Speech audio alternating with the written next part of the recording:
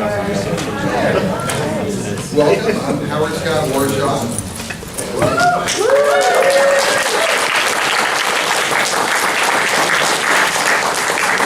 Appreciate it.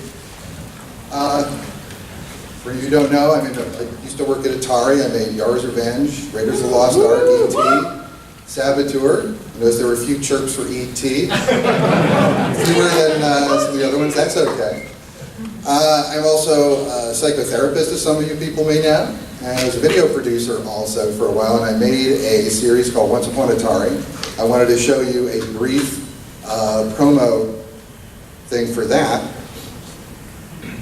And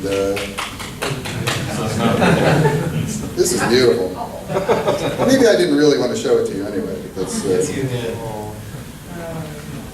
so that's not happening. Just act it out. Yeah.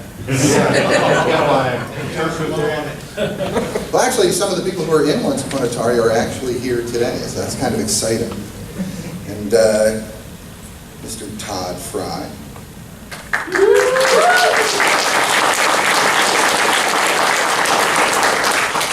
And Mr. Rob Zadibble.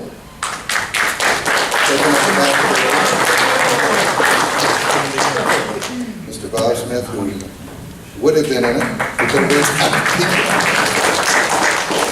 so for some reason, this is not happening. So we will forego that part of our talk. But I do have some copies of the DVD, which will be available, and I brought my autographs with me also, just in case.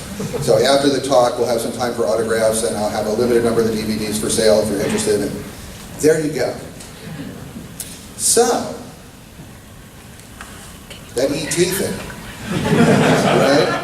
So what's up with that? E.T. was a very interesting setup here. Why don't you go ahead? I'll try to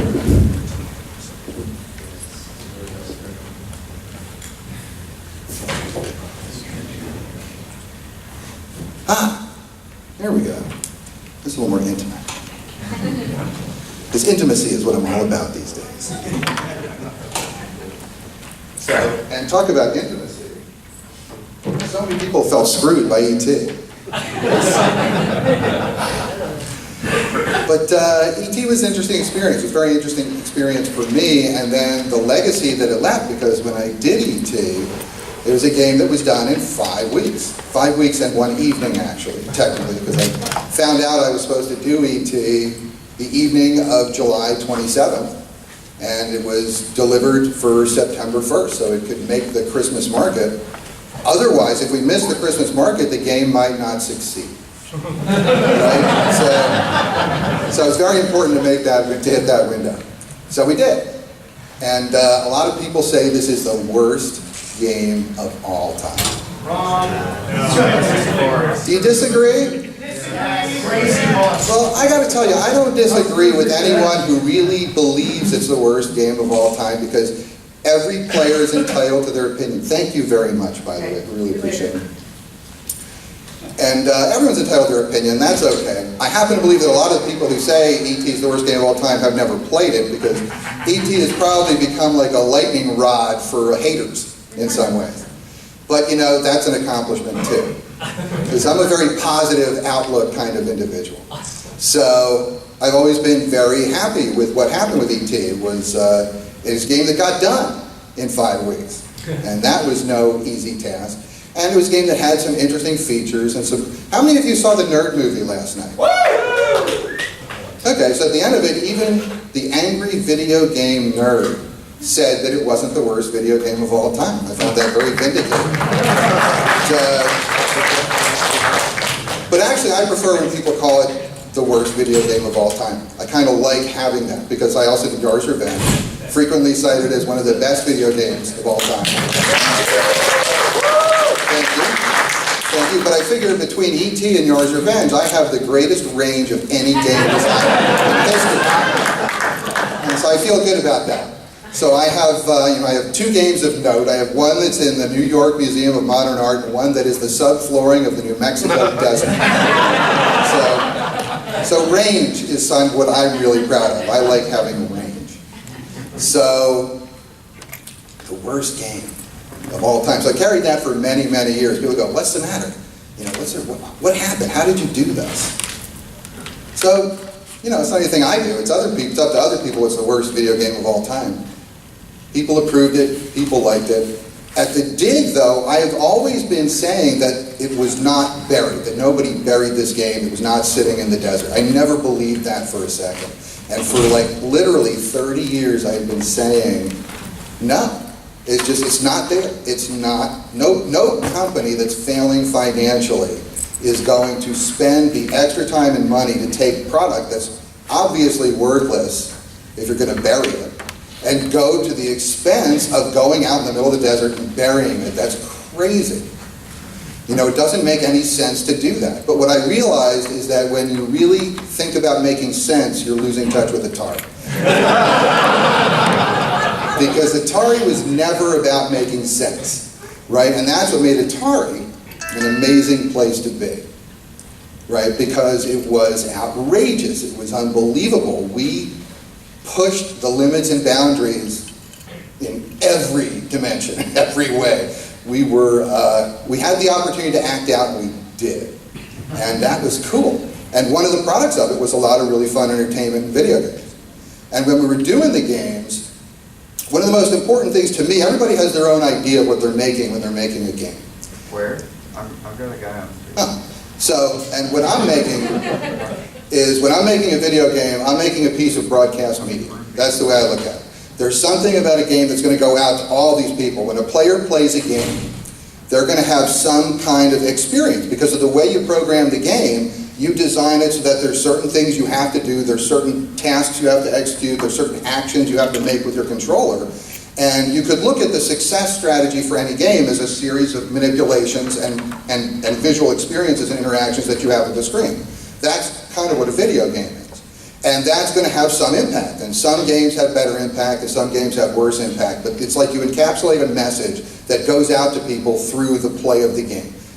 That's not the way everybody looks at a game, maybe, but that's honestly the way I looked about the game. And I wanted to put out messages that I really enjoyed out to people. So like Yar's Revenge, the message that I had in mind was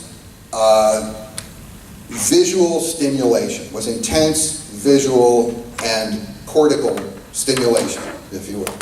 And I also use a lot of movie making principles because I'm a freak for movie making. I love movies and making movies and studying movies. And there were some principles I used in Yar's that were from movie making. The way you use sound, the idea of right, left, up, down. You know, in action movies, a lot of times, if you watch a movie carefully, you'll notice that a lot of action scenes, whenever something enters the screen from the left, the next thing that's going to happen is something's going to come from the right, and then something's going to come from the top, and something's going to come from the bottom. And you keep things coming from different directions. That increases the space that you're perceiving. Okay, so I did so with Yar's Revenge. I bet it's something where you've got to be moving in one direction and shooting in another direction, and something that's coming in from the other way, and something's chasing you from the other end. And you've got all four dimensions, all four axes playing. Actually, two axes with four sides. So, that was my concept. So for E.T., you know, for Raiders was, you know, the game that doesn't get talked about that much. But Raiders was a game, the concept I had for Raiders was to make the biggest adventure, because I had to make an adventure, and the only adventure really at that point was adventure. The aptly named adventure. You know, Warren Robinette launched a genre. It was an amazing, amazing accomplishment. And so I thought I wanted to do something that was a worthwhile step forward. I didn't want to just do a knockoff of what Warren did. And I really had a lot of respect for what Warren did, so I tried to make the biggest adventure there could be on the VCS. And not with the most screens, but the most different play screens and the different concepts and stuff. And I tried to make a huge game. So with E.T., what was my concept? With E.T., my concept was to design a game that could be done in 5 weeks. Because if you want to design a game in 5 weeks, you don't design a game that would take 6 months to do and try to do that in 5 weeks. Because then you're designing for failure. So what I did was make a game that you could do in 5 weeks and hoped it would be a game. And I built in stuff like the pits, which are the big problem. But the pits were the place where you could randomize the location, and so the hunt and search game, that's basically the essence of the game, could renew and be new and be re-randomized and played each time and run around. And so I wanted to give the game legs, give the game life, ironically enough. And so that was the concept. And I did the game, and laid it out. And I worked harder than I've ever worked in my life for 5 weeks. And at the end of the 5 weeks, I was so sick of looking at that game. I said, get this thing away from me. And away it went. And things were fine until feedback started to come back and people did not like the game. Well, bummer. But for me, it was still a great achievement to have done the game and finished the game in 5 weeks, although you could argue it wasn't really finished, right? Because what it lacked, the thing that ET lacks, is tuning. If I would have added 5 days, okay, which is virtually 20% of the entire schedule at that point, yeah, we could have done some tuning and we could have made some tweaks and I could have fixed a few things probably that could have made it from the jump up from the worst game of all time to another mediocre game, maybe, and we could have got there. But then again, we wouldn't be here right now.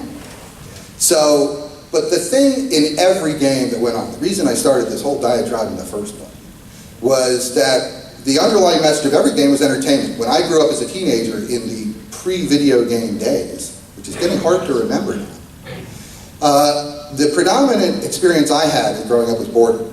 I was bored a lot, all the time. And I used to do anything I could think of to alleviate boredom, not always socially acceptable. So when I was making a game, in my head was this idea of I'm trying to give something to people so they won't have to be bored the way I was. I was fixing my problem for them. Really, is it any wonder I became a therapist? And that was the thing. It was like you want to entertain people. And then, so the worst thing about ET for me was that on some levels, I felt like I wasn't entertaining people with this game. I missed. And that felt bad to me. But, and it was a very intense day when we actually went to the dig in Alamogordo. And because on that day, and I get a little worked up over this stuff. On that day, there was hundreds of people waiting in line to get into a dump.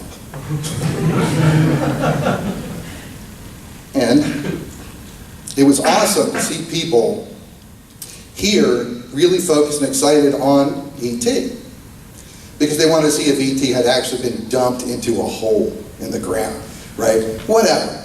The thing is that 32 years after I made the game, it was still generating excitement. People were still excited, people were here, people were buzzing around. It was generating fun and interest and excitement. And I realized I did it. So that was a great moment for me. A lot of people go, how did it feel seeing your game getting dug up out of the ground? I said, it felt great. It felt great. There it was. And if I would have been alone and stumbled on it and found, oh my God, somebody dumped all these games in the ground, maybe that wouldn't have been as great. But to be there with all these other people at the focus of all this energy and this excitement, and to see everybody pop with this when it came up and the excitement and the fervor that was going on. And I realized that, Yars and Raiders and to some extent Saboteur, those games had all been out and really genuinely entertained people and caused some fun. And it took ET over 3 decades to get to the point where it was creating some fun for people, but here it was. And that was great. That was very meaningful for me. And so the nerd, it was very interesting to me because we created a movie. The nerd came up with a movie about ET, and everyone has said, do ET. If you're going to do a game, you got to do the worst game of all time. He saved it for a movie. And in this movie, so I had a part in the movie, and part of my part in the movie was to say, yes, these cards are buried in the desert. That was the first time in 30 years that I had ever said, yes, I believe these cards are here in the desert. And it was in a fictional recreation, right? That's the only way I would say that was true. And then 2 years later, almost to the day, I was there in Alamogordo and we dug it up, and it was true. There they were. And it's like, I've never been so happy to be wrong in my life. Because I always said there's no way those things are out there. And there's another movie that's made, Atari Game Over. How many of you have heard of this project? Okay, so that's going to be coming out in November, I believe, from Microsoft, whatever's going to be available on Xboxes. And that's a movie that's actually the documentary of the excavation and a bunch of other stuff around the whole ET story. It's a very interesting movie. I find it personally fascinating. But that was being in that movie was a very different experience. Because that's a straight up documentary. Being in the nerd movie was a whole different thing because I got to play a different part of me than, although I was very natural in what I got to be in that movie, I got to say something I'd never said before, and it was odd to say because I totally did not believe it. And yet it turned out to be true. So the nerd made me tell the truth 2 years before I was ready to do it. So I think in some ways you could say he's an amazing prognosticator, or as I like to say, he's actually Nerdstradamus. So, and Kevin Finn, who's the director of the nerd movie, a director of the movie, happens to be here, although I won't pick him out and identify him for you. Because you'll be seeing him very shortly in room A. And we were talking, and we did an interview that was really excellent. And during it, Kevin really gave me a great idea, a way to look at the whole experience of what went on with E.T. was that, what I realized is, I've become a psychotherapist. I am totally into being a psychotherapist. I love working with gamers, with engineers. That's what I do. I'm the Silicon Valley therapist. And I always, on some levels, knew I was going to wind up in this. Or when I was 17, I was going to come up with my own personality theory. I really had always been interested in this and then totally got away from it. But another take on what I did with E.T., if you look at all the trauma and depression and anxiety that game caused for people, it's like I think I was just building a market for myself later on in life.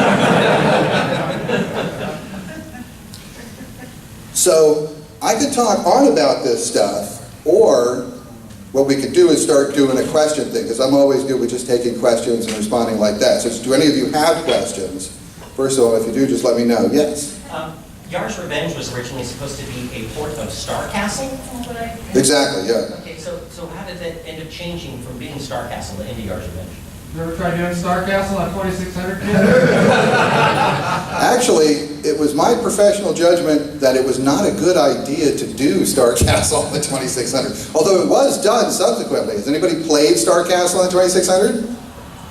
I don't think it's a great game. But it's a good question. So that was kind of a defining experience for me, because this was my first shot at Atari.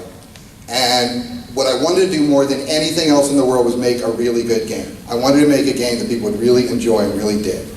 And I thought, okay, it's an action game, and I get to do an action game. And the cool thing about an action game, if you think about it from a game design point of view, doing an action game is very different from doing an adventure game for one specific reason. An action game, I believe, if it's well designed, the designer has no advantage in playing that game over any other player. A really well-designed action game should play the same for the maker of the game as it does for anyone. Adventure games, the maker of the game can never have the experience of a player. And that's a really weird inversion, right? But if you think about it, so action games are much easier to gauge how they're doing, right? Because if you're an action gamer, which I am, I can play my game and I can say, oh, this sucks, or this needs to be fun, I'd like this to be more fun. I can tell how it is. It's hard to gauge an adventure game. But Yars was an action thing, and I knew right away. I mean, I was like only at Atari for like days at the point when they said, okay, why don't you do this game? And I looked over the game, and I did not know everything about the system, but I knew enough about the system to know this game would suck, in my opinion. I really thought it wasn't going to be a good game. So I went to Dennis Coble, the manager, and I said, Dennis, I really think this game would suck. And this was early enough on at Atari that marketing had not completely taken over, and there weren't people saying, oh my God, if we don't make a game that's already out there, how are we going to sell it? So what I said to him, I think this would suck, but I have another idea for a way to rework it and use some of the same basic play principles, but turn it into like a really more engaging and more fun game. And so, to his credit, he said, yeah, go for it. Give it a shot. And so I started a game that the original working title was Time Freeze, because the one thing that I had in mind for this game that it needed to have was a big payoff sequence. So I had this whole payoff animation sequence in mind, and as many of you know, whenever you try to do any kind of creative project, whatever it is, there's this graph we know that's called the concept graph. And it starts off up here at the beginning of when you're just designing it and you think what it's going to be. And as you work on the project, your design gets lower and lower, and it's percentage of concept realized, right? Until you hope you maintained like 15, maybe 20% of your original concept at the end of the project. That would be a super successful project. So I had a very grand vision, because I hadn't been programming 2600 long enough, to have been beaten into submission. And so I had a whole huge idea for what I wanted to do with that final sequence.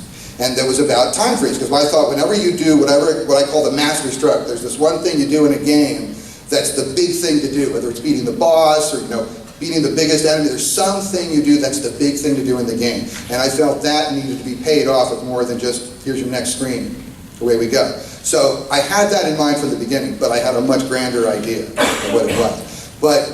So I kind of left the concept of Star Castle pretty quickly.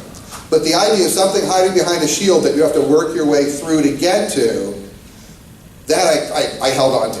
And I redesigned a shield that was more appropriate to 2600 programming. And then I added a different kind of weapon. And then originally in the game, I had a really crappy controller scheme because I was trying to copy the controller scheme from Star Castle. So he wanted to say Stargate because I'm such a defender. No. And it was really the turning point in the game was when I let go of that controller scheme, and because I let go of that controller scheme, I had to come up with a game mechanic to turn on something in the game, like to activate the Zorlon cannon. And then I realized, wow, when you use gameplay to enable things that happen in the middle of the game, that's a huge thing. So it was a big learning experience for me, very positive. And it was so that's sort of the story. How it became Yar's Revenge is another story that's very interesting. That's how I had to out-market to try to. Is that an interesting story? You want to hear how Yar's Revenge got its name? We'll go back to the ET stuff. Okay, so we'll do the Yar's Revenge thing. Because I love that story. I'm the star of that story. So, and whenever I tell this story, I come off really, really nicely. So that's good. So get ready. So here's the thing, it's like we had a funny thing at Atari, which was whenever it was time to name a game, because the games didn't have names, right? Games were just being done. They were making a game, and when the game was done, we had a game, then we'll put a name on it, we'll send it out and sell it. Okay? Because this was early in games. And they had like really ridiculous, silly, stupid names and stuff, and I wasn't happy with that, so I thought, I want this game to be good, and people were starting to really like Yars. After I made some changes and it really got over my initial stupidity over trying to hold on to some of the elements of Star Castle, which I think were kind of holding me back. Once I let that go and started changing some things in the game, it got really good and people were digging the game. So I thought, okay, this might really be a good game. And I really like everything about this game to be good because I am a creation control freak. And so when I'm making something, I really want to make sure I'm making every part of it as good as I can make it. And yes, I still did E.T. Unbelievable. But, so what happened was, I heard they were coming up to the time where they're going to name the game and put it out and do that, and so I got a hold of one of the marketing product managers. And I said, hey, have they named the game yet? And he goes, no. And I said, well, can I submit something? And he goes, well, sure. And I said, okay. I said, I'll have something for you soon. So that night, I stayed at Atari overnight, and I stayed up all night, and I wrote a story. First, I tried to think of what a name would be. And I thought, okay, I want to have, there's a couple of things that I get to do in this case that are really kind of cool. One thing I get to do is come up with a title myself. And I thought, okay, for a title, I want an action title for an action game. So I thought revenge. Revenge is always a good action word for a title. Because everybody wants revenge for something at some point. So everyone can identify with revenge. So I thought, it's going to be revenge, because, there's lots of vindictive fantasies, you can fulfill in a situation like this. And then I thought, okay, so who's revenge? And I thought this was another great opportunity in my life. Because one thing I've always wanted to do was add a word to the English language. And so I thought, here's my chance to do that. I'm going to make up a name for something, and if it becomes popular and it really gets out there and runs around, I will have created a new word in the English language, and wow, wouldn't that be cool? for me, I thought that would be really cool because I'm still a nerd. And so I thought, okay, and I started thinking of names. When you're trying to think of a name for a character that's really new, everything you think of is stupid. It's just, oh, that's stupid, it's ridiculous. Oh my God, that's a stupid name. It's hard to come up with a decent name. And then I thought, I'm going to stop trying to make up a name, and I'm going to try and come up with a name that has an Easter egg in it, because I'm very big on Easter eggs. So everything has to have a double, triple hidden meaning and all this kind of stuff. That's very important. So I came up with my little plan. And what it was, because first I had written this story. And I was trying to think of what I'm going to name the character. And the story was about these flies who get caught on a spaceship, and they go out in outer space, and they get irradiated, and they kill all the humans, and now they take over their own solar system, and now there's a monster that's after them. And so, what goes around comes around in the universe, I guess. But what's the name of the character? And I thought, I need some leverage with this. So I thought, okay, Ray Kazar is the CEO of Atari at the time. So I thought Ray spelled backwards is Yar. That works phonetically. Fortunately, he had a good name. You know, that's what Ray came in handy for. You spell his name backwards, it still sounds reasonably like a word. So I thought there'll be Yars, and it'll take place in the Razak solar system, which is Kazar spelled backwards. And so I thought, there we go. And that's the name. That's how I named the characters. And I hatched my little plot in my head. I thought, oh, this is good. So I got the story typed up and had all stuff set. And the next day, here comes the product manager. I go, hey, here's my submission. He said, we still on time? And he's like, yeah, that's fine. So I gave it to him, and he goes and he puts it in. And the next day, I see him again. I said, hey, they decided what they're going to do yet? Nope, not yet. I said, listen. I said, I want to tell you something. I said, but I don't want this to influence the naming of the game. And he's like, okay. I said, no, really, this has got to be a secret. You've got to promise not to tell anybody. And I made him swear 3 times that he wouldn't tell everyone, so I was sure he would tell everyone. And I told him, I said, you know that Yar thing, the character? I said, what's that spelled backwards? And he goes, Ray. And I go, yeah, and Razak, it's in the Razak solar system, right? He goes, what's that spelled backwards? He's like, Kazar, Ray Kazar. He goes, are you kidding? I said, no. I said, it's Ray Kazar, it's part of the name of the game. He goes, does Ray know about this? He said, well, of course Ray knows about it. I said, I wouldn't do this if Ray didn't know. But that's why I don't want you to tell anybody, because I think it would unfairly influence the submission. And he was like, okay. I said, you won't tell anybody? No. So the next day I run into him again, guess what? What? We're going with Yar's Revenge. I said, there's no question in my mind. He went right back, told everybody, oh my God, Ray knows about this. This is Ray's name, and we got to go with this plan. And you know, Ray had no idea. This is something I had just made up. And so that was kind of fun. And so that was cool. And it also became the first video game that had a backstory, because it became a comic book that was published with the thing. So it was the first time that had been done. They produced additional media along the line, the storyline of the game. So there were a lot of firsts in Yar's Revenge, and I was very proud of that. That was very cool. And then about, several months later, we used to have these press events where we would show up and we'd have to play our game for the press, for the cameras and stuff, and be on these big TVs, which in those days were big TVs, which now are medium-sized TVs. But it was like, and we'd play our game, and I was playing Yar's Revenge, and Ray Kazar comes up to me. And he goes, hey, Howard, he goes, I heard what you did with that name thing. I go, really, Ray? I said, well, what did you think about that? He goes, keep making games, Howard. And so that's how Yar's Revenge got its name. I want to do that stuff. I just think that's a fun story. So, are there any other questions? Yes? Just I want to follow up on Yar's Revenge. Talk about the sound and the sound design. Well, the sound design for Yar's Revenge I think was interesting because there was a couple of things that I really had in mind to do with it. One of them was I wanted to have an ongoing, I wanted to use sound to make the game bigger than you were aware of. That was my idea. Whether I achieved that or not, I don't know. But my idea was that, first of all, how many of you know the term B science fiction? Right? Okay, because I grew up on B science fiction, because in the 1950s, there were a shitload of low-budget, crappy sci-fi movies, and I saw every single one of them. And that's what I would do. I would come home, and I would turn on whatever channel had the B sci-fi on, and I would watch that. You know, I was one of those people who watched like 6 hours of TV a day, 7 if there was anything good on. It was like, I was always watching TV, and that's what I like to watch, was any kind of, you know, B sci-fi stuff. And in a lot of those movies, you'd have the mad scientist in the lab, and you'd have the arcing electrodes, right, over the thing to show the big powers going on here and stuff. And there was that sound, I can't really do it very well. But it's, there's that sound, that arcing electric sound, and you'd see the little electric bolt, you know, rising up. That was a very iconic thing back in B sci-fi. And I thought, that's what I want to have. So I started with that as that was like the heartbeat of the monster. That was this basic thing that was always going on. And then there was the idea of there were pacing. There are things, as you get closer to stuff or farther from stuff, the volume changes a little.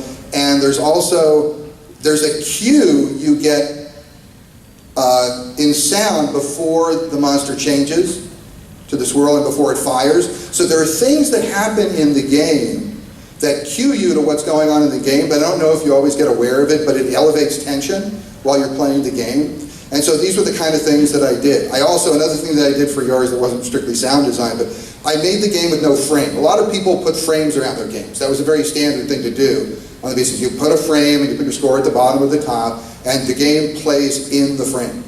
And what I pictured was having a black background and no frame, because the way I pictured playing a video game was at night in the dark. You turn off all the lights, you turn your game, and here's you play your game. Which means when you have a black screen, it melts into the background and it feels bigger. It's going to feel like it's part of the room, instead of just sitting in a frame. And so I just liked that idea.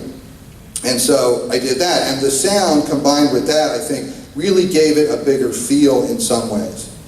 At least that was my intention. Does that answer your question? Yes, it works. Oh, thank you. Yes? So, a lot of, as you were saying earlier, the ET is, not the worst game of all time. But I was just curious. I've heard that opinion. I was just curious, considering some of the other things that Atari was doing at the time, and of course the video game crash of 83, like for instance the Sword Quest, the supposed four-part series. What would you say the biggest factor to that was, the actual crash? The actual crash? Yeah. Okay, that's a great question. The question is, what's really the biggest factor of the crash? Well, I'd like to think that I single-handedly, with about 8K of 6502 code, brought down $1 billion industry, but I don't think that's the case. And we happen to have the man here who did Pac-Man and some of the Sword Quest games. That's Tom. And between the two of us, you can say, well, you can't kill $1 billion industry by yourself. It takes two people to do it. So I could say that we did, but I don't really think that's accurate. I think, and the movie Atari Game Over really looks into this and really goes into this, but I have to say that I think what it was business practices is the thing that does it. What happened was Atari was very aggressive, and that's a very euphemistic term for the way they would deal with distributors and the way they would shove product down people's throats when they were on top and they could do it. And they really put the screws to a lot of people. So when you're on top, you can do that, and that's business, and that's the way it goes. And if you stay on top and you're always, in the driver's seat, well, that's the way business is. A lot of Microsoft competitors know that all too well. Okay? But if the day ever comes where the tide turns, if you've been practicing those kind of business practices, then the people who want revenge will come back at you with both feet. And so I think what happened is that as the tide turned, as things like Pac-Man and E.T. and stuff that fell short of, I'm not saying they were good or bad games, but they clearly did not meet consumer expectations, okay? So when that starts to happen and people don't start picking up the big ticket items from distributors, the distributors turn around and do everything they can to hurt you when they can. And I think that's the thing that really hurt Atari. That, and it was sort of like the fall of the Roman Empire. Atari was a place of tremendous excess. And that was the thing that made it great. That's what made it a cool place to be, but it also made it a very volatile place to be. And ultimately, a place you couldn't be, because it wasn't there anymore. So I think, does that I hope that sheds some light on it. Yes? Is it true that you used to go around whipping people with a bullwhip? That's an interesting question. Is it true that I used to go around whipping people with a bullwhip? That is not true. What is true? What is true is that I did used to walk around with a 10-foot bullwhip and crack it in the hallways and stuff, but I never hit anybody with it, except me once in a while. And that was unfortunate. And in fact, there was a film crew that came by once when I happened to be walking around, because every once in a while you'd see a film crew at Atari who's in for doing some story. There was a film crew in one of the labs, and I happened to walk in, and there I am with the bullwhip, and there they are with the camera, and it's like, oh, let's talk to this guy. And so they looked at me and they said, so what's with the whip? I said, I said, the whip is for R&D. And they're like, yeah? I go, yeah, research and discipline. So, true story. But I never hit anybody with the whip. Yes? You're known for putting Easter eggs in games. Did you have enough time to put even one Easter egg in E.T.? Did I have enough time to put even one Easter egg in E.T.? Are there any Easter eggs in E.T.? Oh, yeah. Because there's always time for Easter eggs. And so Easter eggs are very important. I have a philosophy of Easter egg, which is every game is going to have, Yard's Revenge has an HSW WSH in it, right? The reason it's HSW WSH, as I was just explaining, is to give you the key to know that Yar is really Ray and Razak is really Kazar. It tells you that you need to reverse words to figure out what's going on. At least that was going on in my head. I'm sure everyone who finally got an HSW WSH goes, oh, so that's what Yar is. Yeah, but it worked for me. So that was the thing, that was my first game. As of Raiders, I decided that in every game that I would do, there would be an HSW with a number next to it, and that number would be the number of the game. So there's an HSW2 in Raiders that you can find. And there's also going to be, every one of the main characters in my previous game is going to appear in the next game. So in Raiders, there's a way to go into one of the pits where you dig to find the treasure, and you can get a Yar to fly out of that pit in Raiders. So in E.T., in one of the pits, there's a flower that you heal, right? You heal the flower. But under the right circumstances, if you go in there in the first level of the game, and you heal the flower, and it turns into a Yar and flies out of the pit. And then if you finish that level and come back to the second level, you go back and heal the flower, and it turns into Indiana Jones from Raiders of the Lost Ark. And it just sits there, doesn't go anywhere, because you didn't have that much time. And then if you go around the third time and heal it again, you'll see in the score readout, it'll say HSW3, because E.T. was my third game, and there's an HSW. Also, there's a way that you can get the the indicator in the upper right that tells you what the square you're standing on does. That will turn into a JMD, which is the initials for Jerome Demura, who did the graphics for E.T., so that's in there. And there's one other thing I did that was signature-wise, that if you really look carefully at the three phone pieces, when they're sitting in the wells, one of them is a messed up H, one of them is a messed up S, and the other one is a messed up W. So, yeah, I definitely put some Easter eggs in E.T. But I always had, I would not spend much data on it. Very little data went into the signatures, and basically not a lot of time. It wasn't hard to pop that kind of stuff in. Once you have a full game structure going on, throwing in a little thing like that and changing one pointer to go point to these graphics instead of that graphics, it's really not a lot of work. But I always put the SIGs in last. I did do that. Oh, the redhead over on the side. What a fabulous looking woman you are. Oh, thank you, sir. Do you have a question? I was wondering, you have so many fantastic stories. Will there be a book? What a great question. What a great question. I tell you honestly, if I would have planted someone in the audience, I would have asked them to ask that question. Absolutely, that's fabulous. As a matter of fact, I am writing a book. I'm working on a book that'll be out in a while, probably within the next 2 months, I'm hoping. It's going to be about a lot of shenanigans and stuff that we did at Atari, stuff from the dig, a whole ET, I call it etiology.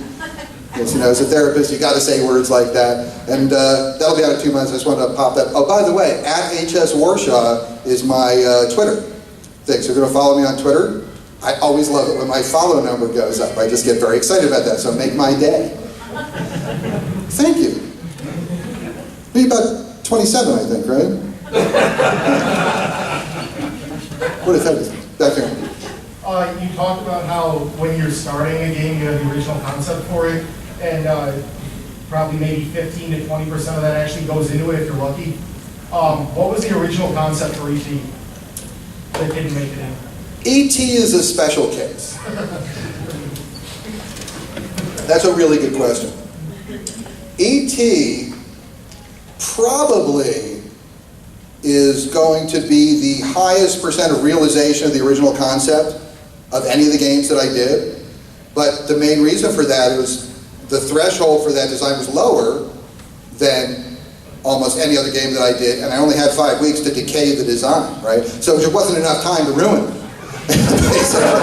So unfortunately, I delivered exactly what I planned. I'll tell you an interesting ET story about the design of what it is, because what happened was I got a call. I literally was sitting in my office in the afternoon. It was a Tuesday afternoon, I believe. That was the 27th of July. It was a Tuesday afternoon in 1982. If there are any autists in the audience, I'm sure you can bear me out on that.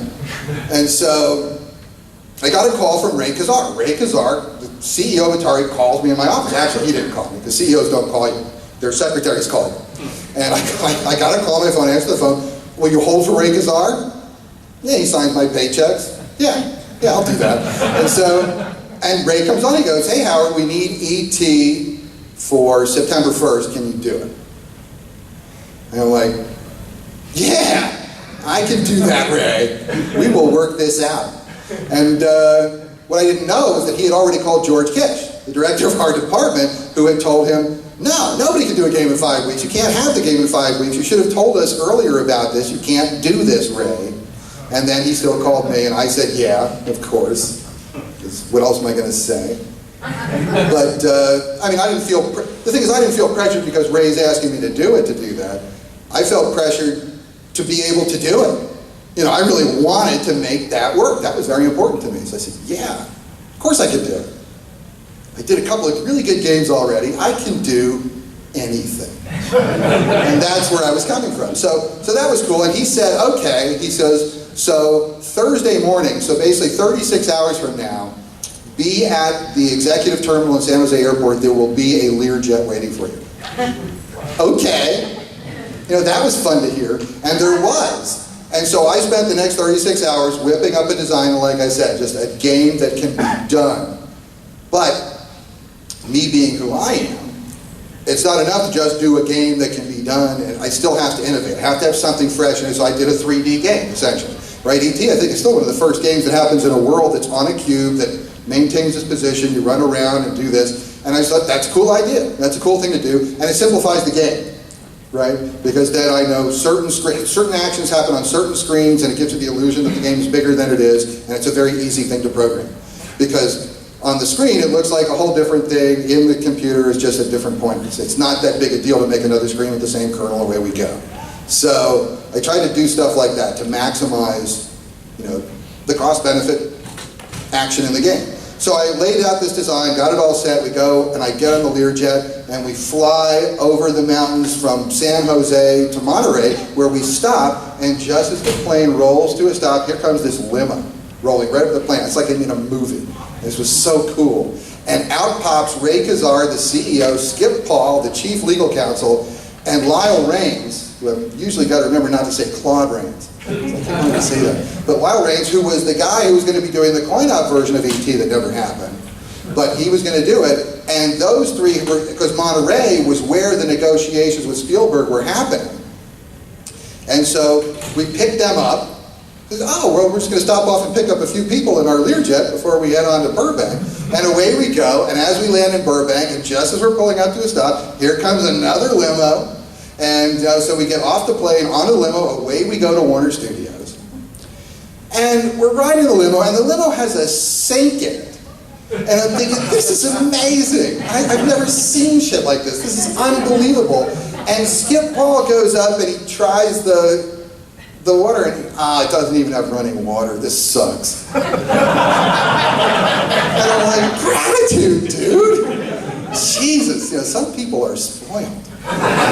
And so that was amazing. And so we get to the studio. This is my second time in Steven Spielberg's office. The first time is a really good story. We'll come back to that in a moment. But the second time, so we go in there with the whole entourage, we go into Spielberg's office, which is basically like an apartment. And it's a very nice living room. He's got a game room off the side, and a kitchen, and it's a really nice setup.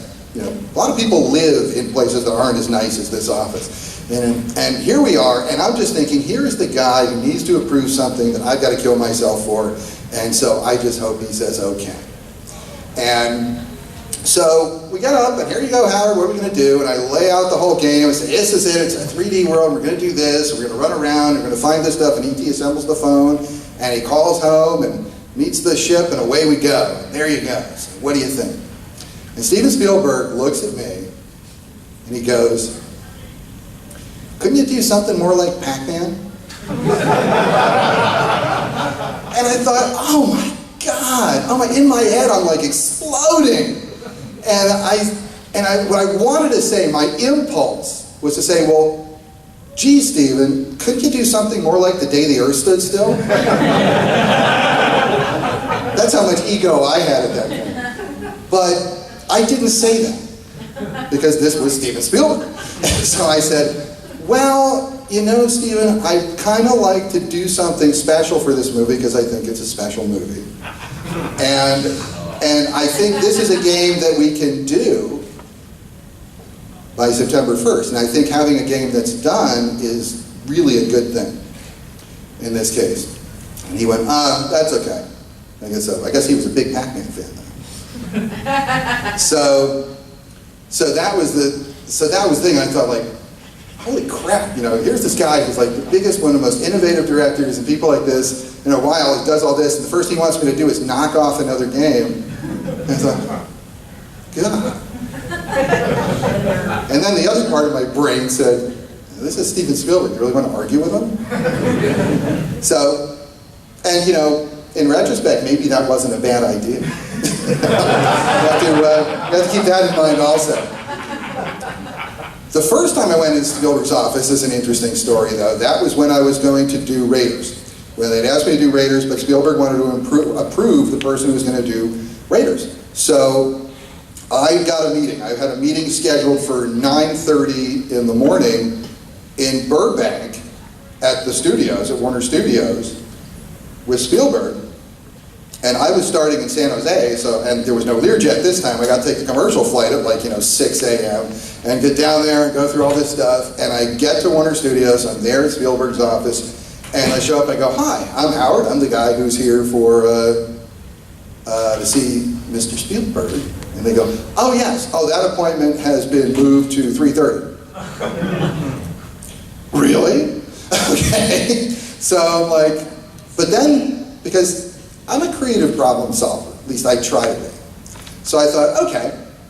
And I just looked at him, I said, is it okay if I just kind of walk around the lot until then? And they said, sure. I said, yeah. Yeah, turning me loose in a Hollywood studio lot all day unsupervised, nice. So that made for a good day. I stole stuff from the set of Fantasy Island. I'm not ashamed to admit I took little, souvenirs here and there. Nothing that would be missed on camera. But yeah, I just walked in and out of places that had red lights and places that probably weren't supposed to go. I hit the commissary with all these people in costumes and stuff. That was a cool day. That was a cool day. And so I got to hang out, and I thought, this is totally worth rescheduling the flights and all this stuff.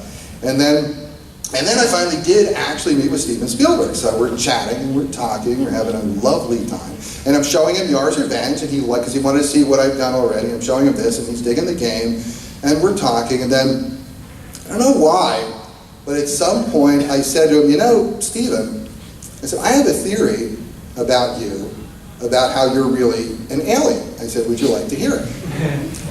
And he goes, yeah, I'd like to hear that. So I proceeded to tell him this, because was really my theory at the time. It was my idea that Steven Spielberg, that the aliens, if they're going to come and visit us, and like in the early 80s, it really had this feel of like, we're going to make contact soon.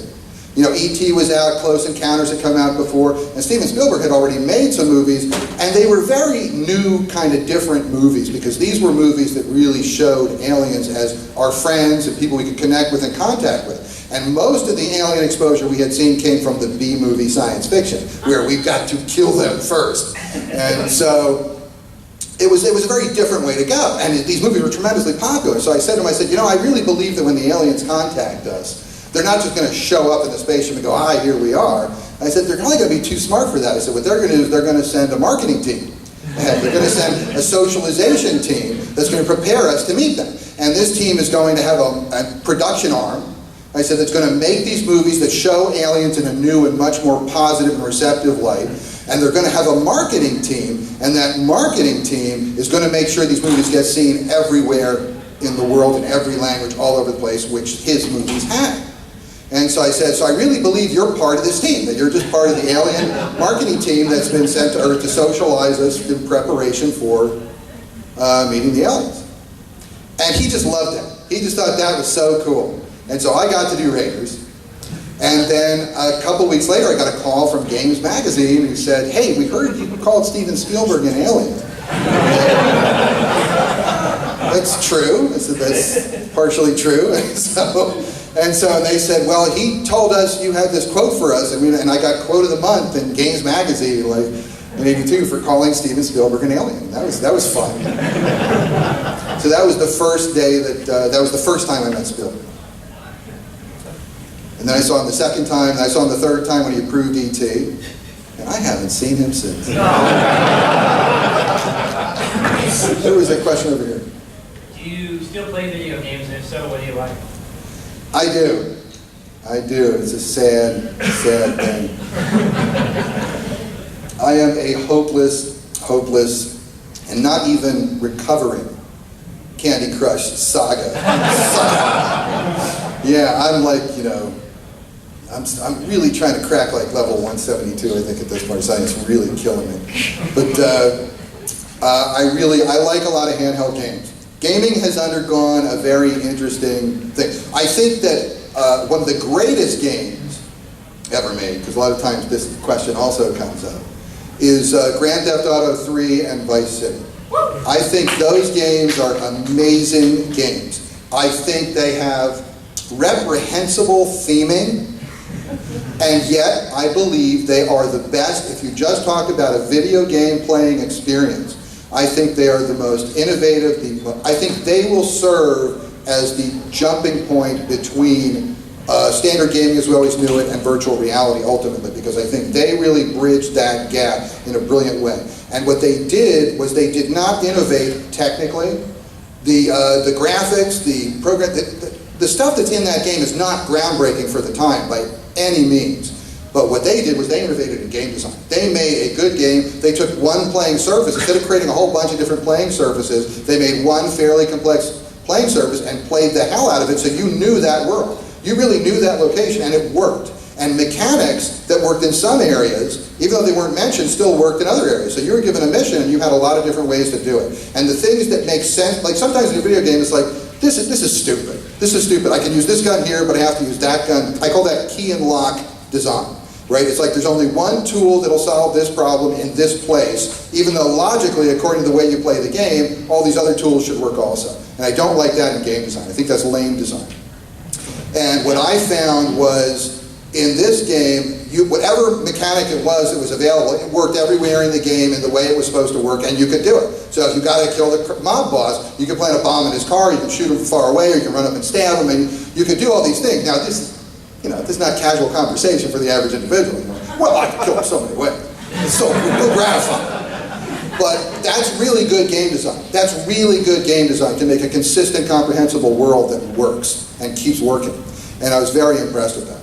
So I think that's one of the best games ever done. But what I think is really interesting about game design as it's grown is like games started console games like we did a long time ago.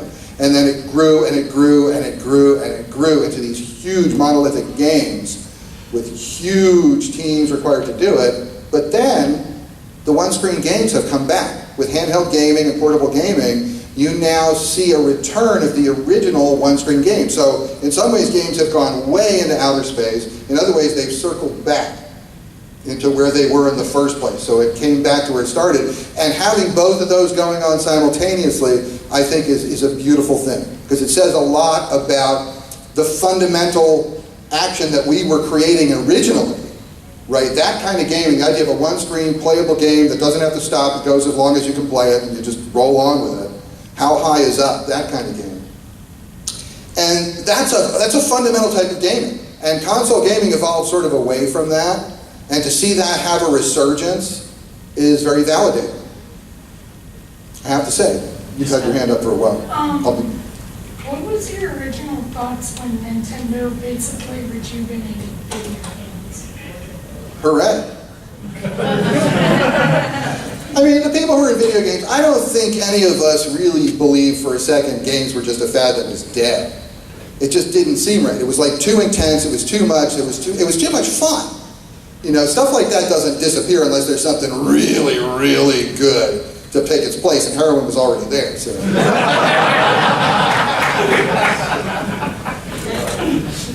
Yes? This ties into your one-screen thing you were talking about. Have you thought about going back and making any new games with the resurgence of the one-screen? I think about it, and then I wake up. But I do. I still have like a design for a sequel to Yards that I always kind of played with. I thought would be a really fun game, but I don't think I'm going to program a 2600 game again. I just don't think that's going to happen. The limitations of the hardware versus... No, I just don't want to sit. That's not what I want to do with my time right now. You know, programming a 2600 is a very, very intense exercise, and I've done it. I've done the crap out of it.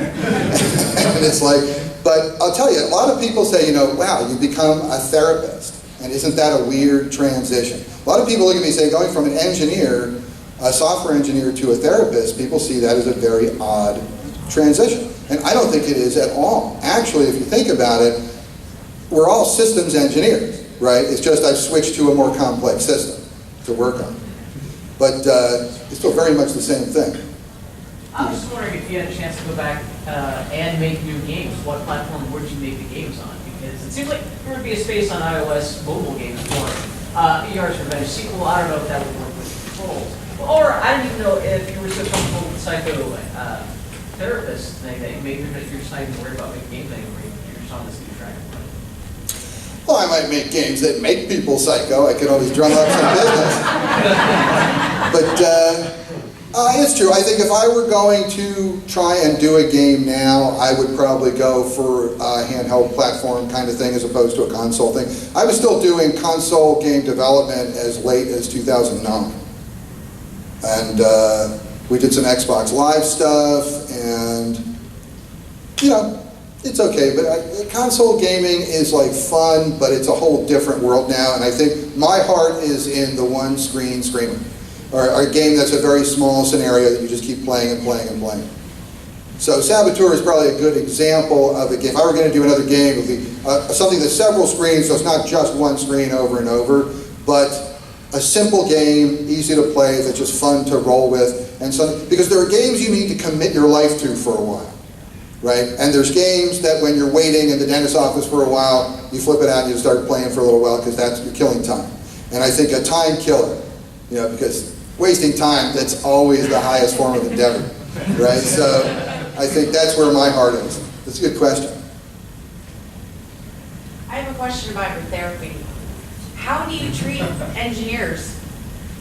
Like anybody else who's brilliant and a little disconnected. I treat engineers like an engineer. You know, I'm able to work with engineers. See, there's a funny thing between therapists and engineers, and it's really not that fun. But what it is that engineers see therapists as these whacked out, woo-woo space cadets who have no idea what the hell is going on. And in some cases they're right, but not all cases, right? Therapists think every single engineer has Asperger's or is on the spectrum. And that's it. They think they're autistic or they're Asperger's, and that's it. That's what they think. And in some cases they're right. but not always, okay? In fact, I don't treat people who are actually autistic and on the spectrum because I'm too hopeful, right? You know, it's like, but I specialize in engineers who are not there. If I get someone who's really like on the spectrum, I refer them out. But I think what's much more common among engineers is anxiety. Anxiety is a very big thing with engineers because there's a lot to worry about. People who are engineers have a concept they're trying to realize. And that's a big thing. That's a big thing. And a lot of therapists don't get that. But because I've done that, I get it. So I understand what's at stake for engineers. I also understand how unnecessarily you can drive yourself crazy and not necessarily help yourself in the process of achieving that goal. Right? So, because, you know, what's an engineer? You know, there are there's architects who design homes and there's carpenters who build homes, right? There's some people are implementers, some people are designers, and engineer is someone who's both. An engineer is someone who needs to come up with the idea, but it's not enough to come up with the idea, right? Now you got to make it work, you got to see it happen, and that is a beautiful, beautiful thing that can drive you fucking nuts. Okay? So, if you'll excuse the expression, I shouldn't have said nuts.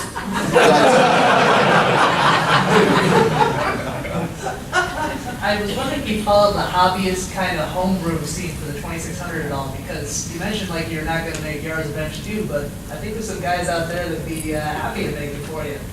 I do talk to people occasionally about that, and I'm still thinking about doing it. There's a couple of companies I've talked to, and there's some individuals who I think might do that. I would not rule it out, although we wouldn't be able to call it Yars 2. We'd probably have to call it Ray's Revenge.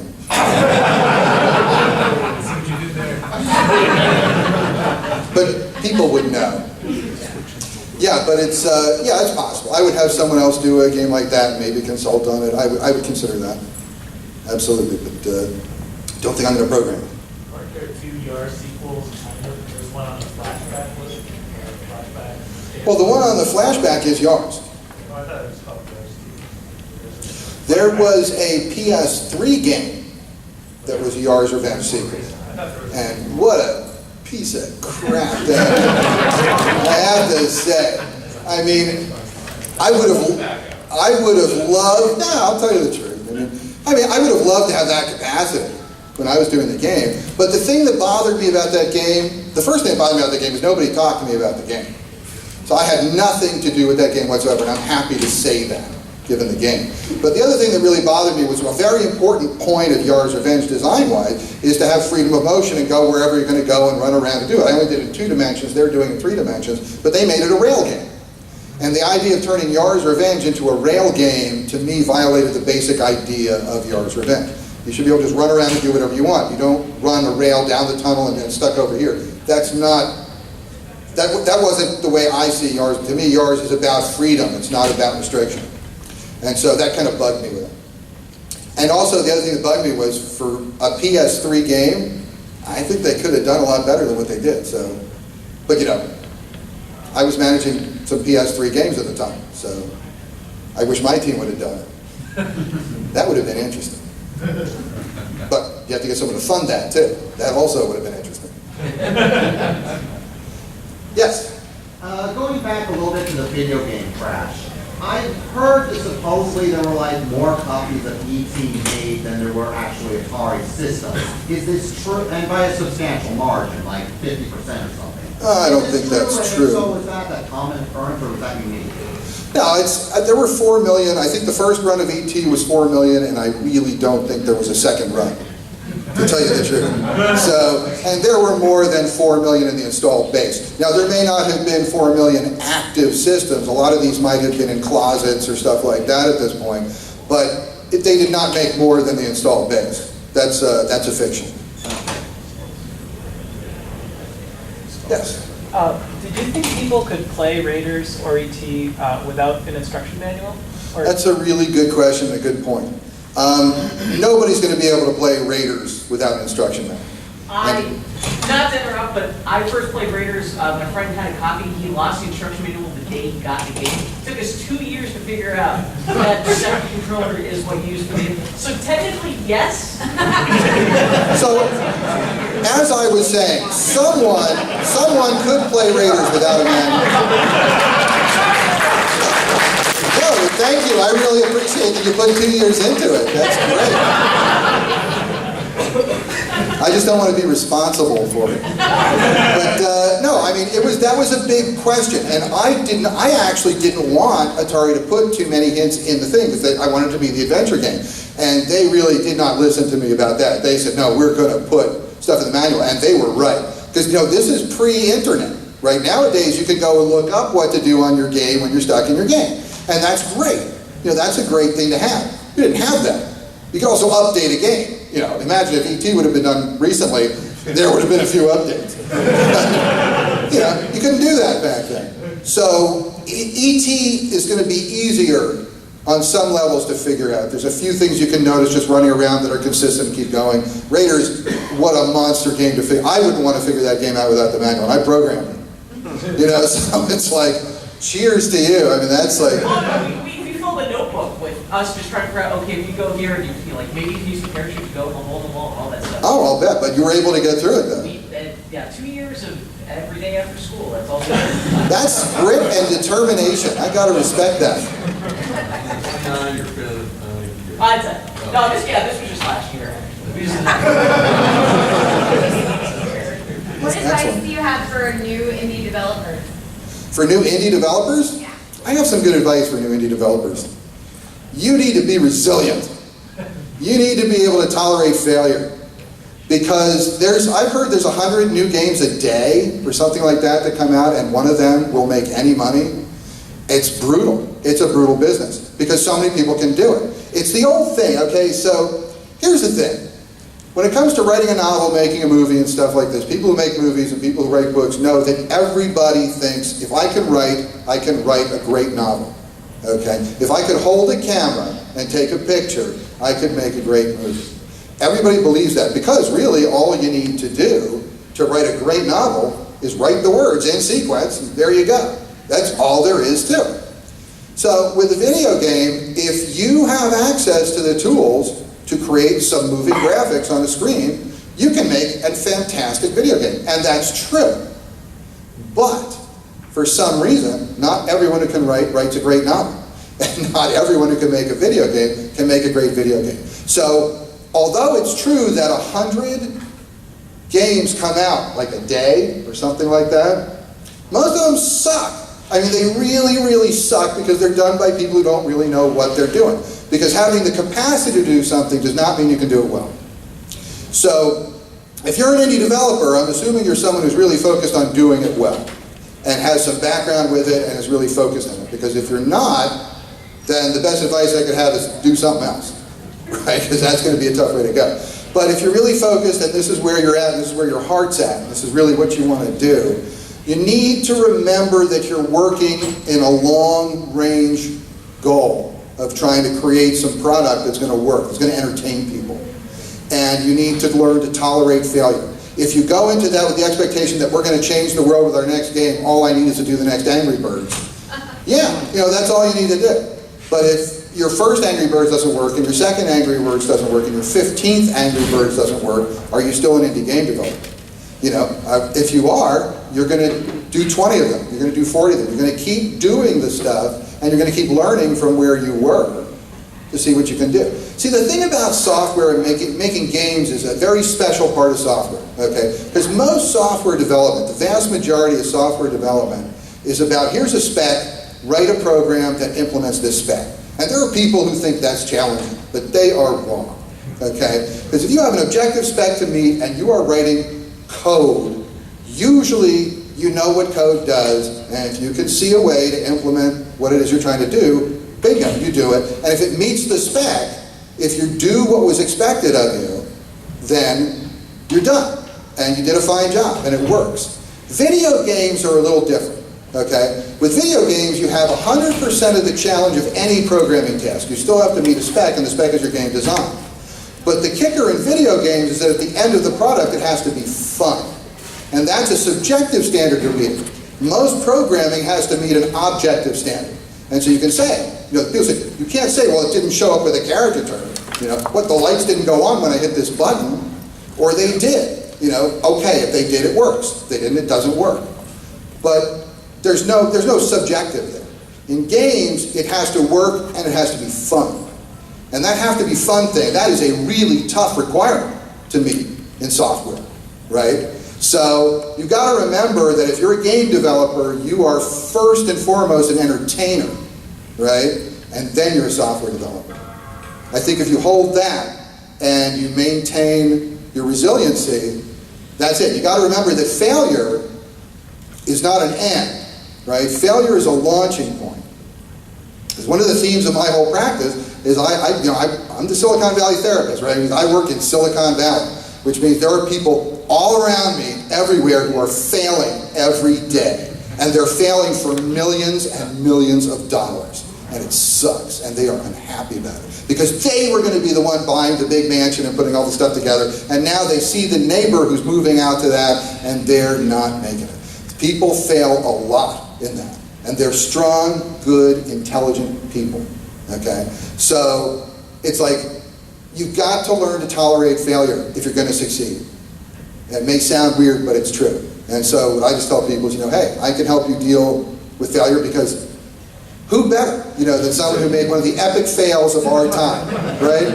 I made a failure so big, they made a movie out of it. So, 2 movies, actually. Yeah, so it's, so does that answer your question? Yes, I'd say so. You still want to do games? In the middle of one.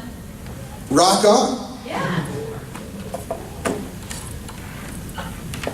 4 minutes left. Oh, we're running out of time. Who has the last question? Or next to last question, if it's a short question. Yes. You said earlier you had ideas about a Yars 2. I did. Have you ever thought of ideas for an ET2? I'm not sure I thought of ideas for an ET1.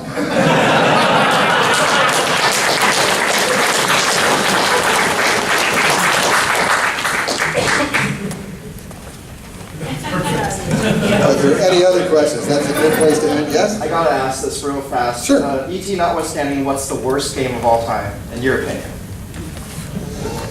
Honestly, the worst game, all I can say is the worst game I ever played. I can't say it was the worst game of all time. The worst game I ever played, honestly, was Charlie's Angels on the GameCube. That game was so bad. I mean, it was just so bad. And it was worse than E.T. Gary here first.